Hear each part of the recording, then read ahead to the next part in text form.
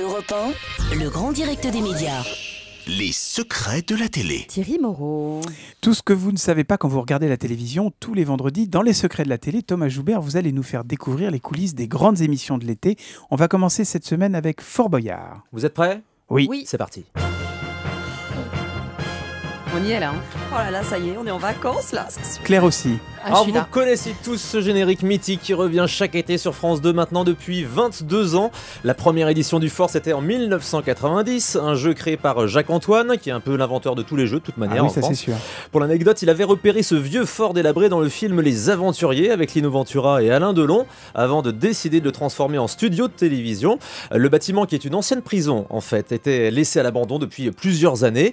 Alors si vous vous demandez où se trouve Fort Boyard, eh bien c'est au large de La Rochelle, en pleine mer, à mi-chemin entre l'île d'Aix et l'île d'Oléron, et le seul moyen d'y arriver, c'est donc par le bateau. La traversée depuis le continent dure 8 minutes, et il paraît que ça secoue. On voit bien que vous êtes un homme de la Méditerranée, parce que c'est de l'océan Atlantique, ça secoue pas, ça s'appelle des vagues. Oui, voilà. Ça fait peur. C'est normal. Et quand on passe à côté en bateau, c'est impressionnant. Fort Boyard, moi je l'ai fait. Comment se passe précisément une journée de tournage? Eh bien cette année, les tournages se sont déroulés la première semaine de juin sur 5 jours seulement, à raison d'une émission et demie par jour. On perd pas de temps sur le fort, alors ça commence très tôt le matin pour s'achever en toute fin de journée, vers 20h. Je me suis renseigné auprès de certains candidats. Avant d'arriver sur le fort, ils participent quand même à un briefing avec la production pour leur expliquer les dangers du fort. Ça ne rassure pas forcément.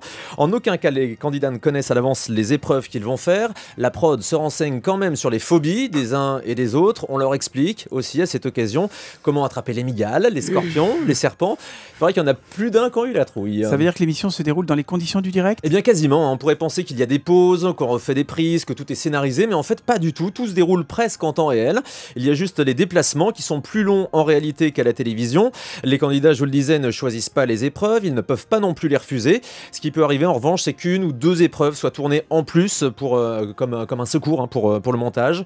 Mais la production ne peut pas se permettre comme ça de multiplier les prises étant donné que les tournages s'enchaînent. Alors il y a une très grosse équipe sur place. Au total, 120 personnes, 35 corps de métier. Ça va des marins aux cuisiniers. Il y a une cantine sur le fort. Il y a des électriciens, des animaliers, des régisseurs, des constructeurs, des ingénieurs, des coiffeurs. Tous les métiers qui se terminent en heure. C'est une vraie petite ville avec ses habitants. Et comme vous parlez d'habitants, ils habitent vraiment sur le fort? Mais non, Thierry. Non, je sais pas, je suis naïf. Il y a vraiment des gens là-bas. Tout ce petit monde rentre évidemment le soir à La Rochelle. Il y a des cellules qui auraient pu être transformées en chambre. Hein. Sachant qu'il y a une année où les candidats dormaient effectivement sur le fort. C'est pas totalement idiot finalement. Merci. Hein, vous faites des progrès.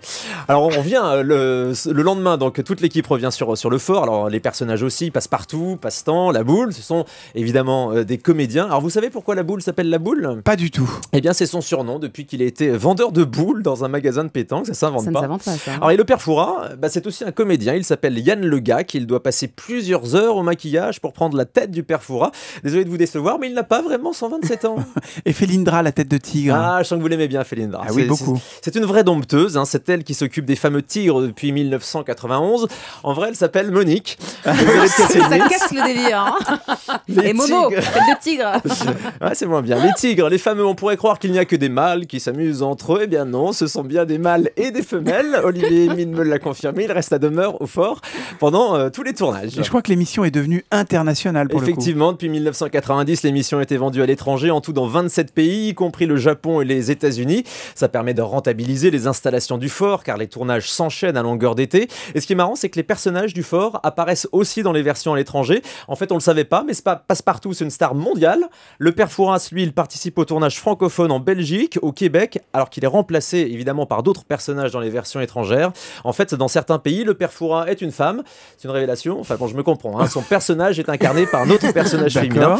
Bon voilà, il y a plein de petites choses comme ça à savoir. Vous y penserez demain en regardant l'émission à 20h35 sur France 2. On va terminer avec une petite énigme du père Fouras, si ça vous dit, Thierry. Allez-y. On la tourne pour avancer, mais quand on l'est, ça veut dire brancher, Thierry.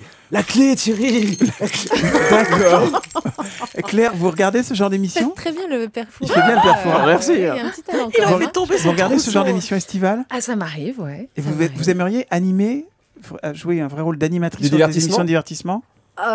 Écoutez, je me suis pas posé la question. justement, on vous la pose. Je vois ça. Écoutez, en l'occurrence, là, c'est un jeu. Le jeu, pour moi, c'est une mécanique très particulière. Donc, je pense qu'il faut pas mélanger non plus tous les métiers. Mais le divertissement, écoutez, pourquoi pas. Moi, Sinon, on sait pas de quoi l'avenir. Je voudrais bien en Félindra tête de tigre, sinon. En Félindra tête de tigre, avec un fouet. Pourquoi pas? Merci Thomas. Lundi, vous nous révélerez d'autres secrets. On parlera de quoi? Oui, je vous expliquerai les secrets des invités dans les émissions télé, comment les programmateurs font venir les stars sur les plateaux, sont-elles payées pour venir à la télé? Vous saurez tout et encore plus lundi. Merci Thomas.